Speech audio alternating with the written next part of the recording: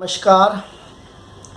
Rustam Hind news channel है और मैं ये जो वीडियो बनाने जा रहा हूँ, ये वीडियो गुरु अर्जन देव जी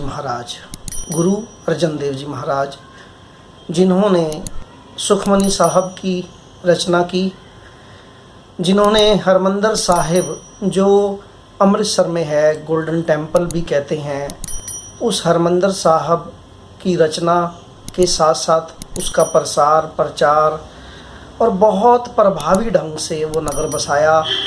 गुरु रामदास जी ने जिस काम को शुरू किया था, उस काम को गुरु अर्जन देव जी महाराज ने पूरी ताकत, शिद्दत और बहुत ही बढ़िया तरीके से स्वर्ग का नक्शा बनाकर बाकायदा एक ऐसी स्थान बनाया जहाँ पर सारी दुनिया के कष्ट दूर होते हैं। ये काम गुरु अर्जन देव जी महाराज ने किया। तो जब गुरु अर्जन देव जी महाराज ने ये काम किया तो उस समय का जो राजा था और जो उस समय के कुछ लोग थे जो हिंदू धर्म को अत्यधिक सही और जायज़ मान रहे थे, उन लोगों ने उस समय के राजा के कान भरने शुरू कर दिए कि अब तो आपके मुकाबले का राज बनाना शुरू कर दिया है सिख पंथ के लोगों ने, गुरु अर्जन देव जी ने भी, और वहाँ पर सारी की सारी संगत जाने लग गई है, आपका जो है रुतबा वो कम हो जाएगा। इस तरह की बहुत सारी बातें। और साथ में जब गुरु अर्जन देव जी महाराज ने गुरु ग्रंथ साहब जी महाराज की रचना की, संपादन किया, तो उस समय भी उनको ये कहा गया, उन पर प्रेशर डाला गया कि आप गुरु ग्रंथ साहिब जी महाराज में, गुरु ग्रंथ साहिब जी में स्त्री के अपमान की बात लिखिए, स्त्री को नीचा दिखाने की बात लिखिए। लेकिन गुरु अर्जन देव जी महाराज ने ये कहा कि ये गुरु नानक की गद्दी है। और गुरु नानक देव जी महाराज ने अपनी बानी में कहा है, सो क्यों मंदा आखिए जित जम्मे राजान, यानी कि स्त्री के अपमान की बात नहीं की गई सिख पंथ में। सिख पंथ में स्त्री को उतना ही रुतबा दिया जाता है जितना एक पुरुष को, आप देख सकते हैं। तो गुरु अर्जन देव जी पर जब ये प्रेशर डाला गया कि आप गुरु ग्रंथ साहब जी में स्त्री के अपमान की बात डालिए, तो उन्होंने मना कर दिया। और भी बहुत सारी बातें थी, राज की बातें थी, जैसा कि मैंने आपको बताया है कि गुरु साहब सभी को बराबरी का स्तर देने की बात करते थे। हिंदू, मुसलमान, सिख, ईसाई, ऊंच नीच का जो भेदभाव था उसको भी समाप्त करना चाहते थे। लेकिन उस समय का जो राजा था जहांगीर, वो ऐसा नहीं चाहता था। तो उसने अपने पैरोकारों को यह आदेश दे दिया कि आप गुरु अर्जन देव जी पर तरह तरह के तसीहे दिए जाएं, उनको तरह तरह से उनको प्रताड़ित किया जाए ताकि वो हमारी बात मान जाएं और गुरु ग्रंथ साहब जी में स्त्री का अपमान सूचक शब्द डाल दें और साथ में अपने आप को अधीन कर लें मुस्लिम राज के, जहांगीर के राज के। लेकिन गुरु अर्जन देव जी महाराज ये मानने को तैयार नहीं थे।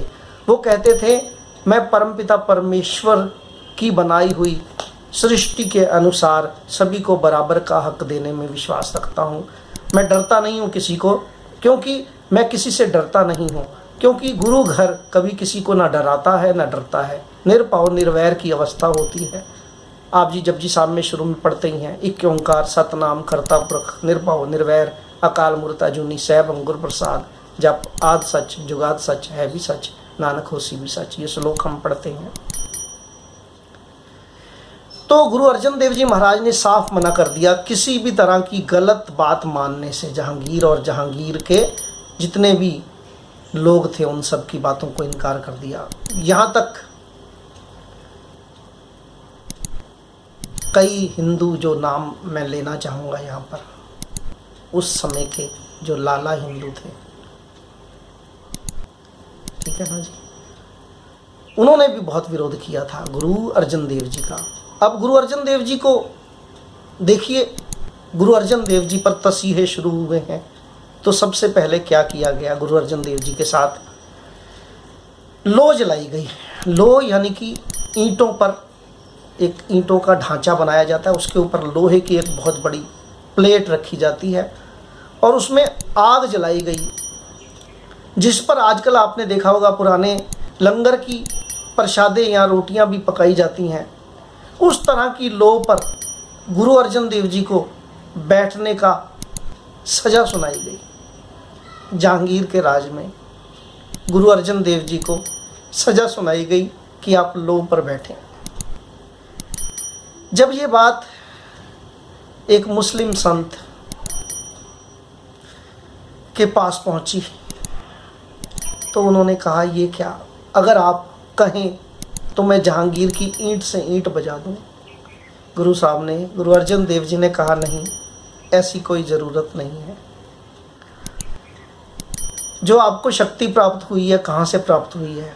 वो अल्लाह के घर से प्राप्त हुई है ना, तो वो अल्लाह हमारे साथ है। गुरु अर्जन देव जी महाराज ने जब एक शब्द उच्चारण किया था, तन मन काट काट कर अर्पी विच अग्नि आप जलाई, तो भगत भीखन जी जो मुस्लिम संत थे उन्होंने पूछा था, महाराज ऐसे कैसे हो सकता है, ये कैसे हो सकता है? तो गुरु अर्जन देव जी महाराज ने उनको याद दिलाया, भगत भीखन जी को, ये देखिए ये हो रहा है ना, अग्नि के बीच में जलाया जा रहा है ना, तन मन काटा जा रहा है ना। तो तन मन काटा गया, अग्नि के बीच जलाया गया और ऊपर से रेत डाली गई, गरम रेत डाली गई गुरु अर्जन देव जी महाराज को। तो जो गुरु अर्जन देव जी महाराज पर ये गरम रेत डाली गई, आप सोच विचार कर देखिए, हमारी एक उंगली भी लग जाए ना तवे पर रोटी बनाते हुए या मोमबत्ती जलाते हुए हल्का सा लग जाए तो कितनी तकलीफ होती है। तो आप विचार करके देखिए, जिस लौ पर रोटियां बनाई जाती हैं उस पर गुरु अर्जन देव जी महाराज को बिठाया गया। कितना अत्याचार किया गया गुरु अर्जन देव जी महाराज पर, लेकिन वो बिल्कुल ठंडे। तो जो वो हिंदू चंदू ब्राह्मण था जो इस साजिश में सबसे आगे था, उस ब्राह्मण की पत्नी और बच्चे भी वहां पर माफी मांगने के लिए आ गए और गुरु अर्जन देव जी से कहने लगे कि हे सच्चे पातशाह, ये जो आपके ऊपर पाप हो रहा है, इस पाप की सजा हमें ना मिले। आप देखिए, जहांगीर पूरा गरम, सजा देने वाला काजी पूरा गरम, चंदू पूरा गरम, आग लगी हुई थी उनको अंदर तन मन में। जो जल्लाद वहां पर बैठे थे और आग के लिए लकड़ियां डाल रहे थे वो पूरे गरम। तो चंदू पूरा गरम और गुरु साहब बिल्कुल ठंडे शांत, कह रहे हैं डालो रेत, जलाओ आग। इस तरह की तकलीफें सहकर गुरु अर्जन देव जी महाराज ने गुरु ग्रंथ साहब जी की संपादना की, ताकि सारे संसार को जीने का एक तरीका मिल सके। गुरु साहब ने बताया कि कैसे जिया जाता है।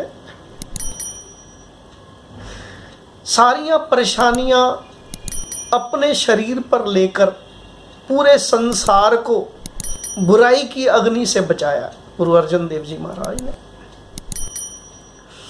मई जून का ही महीना था। अब देखिए, मई जून में वैसे ही कितनी गर्मी होती है, तो इसी जून के महीने में गुरु अर्जन देव जी महाराज को भयंकर गर्मी में भयंकर तसीहे दिए गए।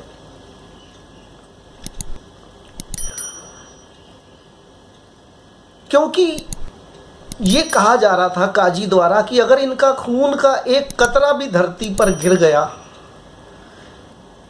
तो इनके जैसे बहुत सारे और महापुरुष इस धरती पर जन्म लेंगे। इसलिए इनके खून का एक कतरा भी नहीं गिरना चाहिए, इसलिए इनको तत्ती लोगों पर बिठाओ, अगर खून गिरेगा भी तो वो जल जाएगा। इतना कुछ करने के बाद भी गुरु अर्जन देव जी महाराज डिगे नहीं। गुरु अर्जन देव जी महाराज वैसे ही तत्पर बैठे रहे। अब चंदू, काजी और जहांगीर का ये प्लान था कि गुरु अर्जन देव जी महाराज का जो शरीर है उसका अपमान किया जाए।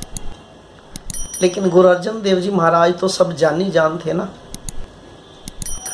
उन्होंने स्वयं कहा कि अब मुझे नदी में जाना है स्नान करने के लिए। इस पर जल्लाद और काजी और चंदू और प्रसन्न खुश हो गए कि जले हुए पर जब ठंडे ठंडे पानी में जाएंगे तो जो इनको फफोले हो गए हैं वो सब टूट जाएंगे, इनके शरीर को और बहुत तकलीफ होगी। तो आप देखिए, एक तरफ सारे संसार की बुराइयों को समाप्त करने के लिए जो गुरु ग्रंथ साहब जी महाराज हमें दिए गए हैं उनकी संपादना सही तरीके से करने के बाद गुरु अर्जन देव जी महाराज अपने ऊपर सारी परेशानियां लेकर हमें गुरु अर्जन देव जी महाराज गुरु ग्रंथ साहब जी देकर गए। और हमने क्या किया आज तक? जब नदी में गए गुरु अर्जन देव जी महाराज वहीं पर आलोप हो गए, दोबारा कभी नहीं मिले किसी को, न जहांगीर को, न काजी को, न चंदू को। लेकिन आज भी गुरु अर्जन देव जी महाराज गुरु ग्रंथ साहब जी महाराज में विराजमान है, हमें शिक्षा दे रहे हैं कि हमें कैसे जीना है, कैसे भलाई का रास्ता, कैसे कुर्बानी का रास्ता अपनाना है। पापी जितना मर्जी पाप करता रहे, सरकारें जितने मर्जी पाप करती रहे, सिख को जब कुर्बान होना है तो कुर्बान होना ही है। 5 मुख्य बातें जो सिख पंथ के लिए कही जाती हैं। पहली पातशाही गुरु नानक देव जी महाराज ने भ्रमों का नाश किया। जिन भ्रमों को फैलाकर ये ब्राह्मण, ये पंडित, ये मौलवी, ये सब लोगों को शुक्र शनि के चक्कर में डालते हैं। बिल्ली रास्ता काट गई, पानी डालो, टोटके, टूने, नींबू, ये वो कई तरह की ये चीज़ें सिखाते हैं लोगों को भ्रम में डालने के लिए। गुरु नानक देव जी महाराज ने इन सब का भ्रमों का खंडन किया। हरिद्वार में जाके या मक्का मदीना में जाके या नूरा जादूगरनी के पास जाके या सज्जन ठग के पास जाके या कौटे राक्षस के पास जाके सभी का खंडन किया गुरु नानक देव जी ने। इसी प्रकार गुरु अंगद देव जी महाराज ने कहा कि आपको हुक्म मानना है परमपिता परमेश्वर का। 16 प्रकार के परीक्षा ली गुरु नानक देव जी ने गुरु अंगद देव जी से, तो वो 16 की 16 परीक्षा में पास हुए गुरु अंगद देव जी महाराज, तब उनको गद्दी दी गई। बाबा श्री चंद जी और लक्ष्मी चंद जी जो गुरु नानक देव जी के सुपुत्र थे वो इस परीक्षा में पास नहीं हो पाए, इसलिए उनको गद्दी नहीं दी गई। फिर गुरु अमरदास जी महाराज तीसरे पातशाह 72 साल की उम्र में सेवा करके दिखाते हैं। तीसरा कंसेप्ट सेवा है जो हमें गुरु अमरदास जी महाराज ने सिखाया। चौथा कंसेप्ट बैराग है। बैराग करना है परमपिता परमेश्वर से, संसारिक वस्तुओं से बैराग नहीं करना, ये सिखाया हमें हमारे गुरु साहब ने। फिर गुरु अर्जन देव जी महाराज ने कहा, जब आप भ्रमों से मुक्त हो गए हो, जब आप हुक्म मानने लग गए हो, जब आप सेवादार हो गए हो, जब आप बैरागी हो गए हो, तो आप अगर पूर्ण संत बनना है तो आपको कुर्बान होने के लिए भी तैयार होना पड़ेगा। और गुरु अर्जन देव जी महाराज ने कुर्बान होकर ये दिखा दिया।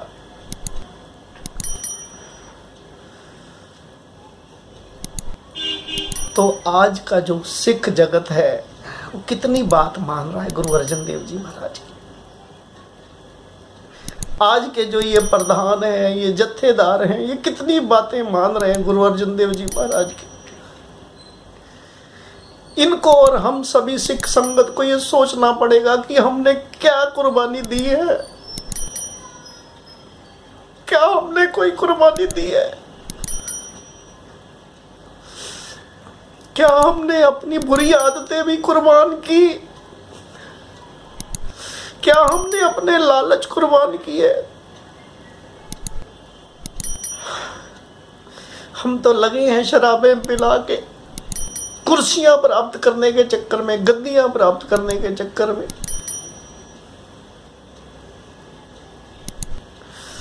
गुरु साहब के कंसेप्ट पर कौन चल रहा है, हमें देखना पड़ेगा।